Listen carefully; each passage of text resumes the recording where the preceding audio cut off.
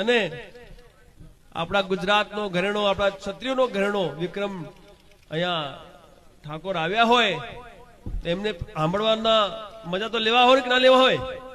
લેવા પડે ને, સાંભળવા પડે કે ના પડે? આ આપણા ઘરેણા છે, આ ગુજરાતનું અનમોલ રત્ન છે ભાઈ, છે ને?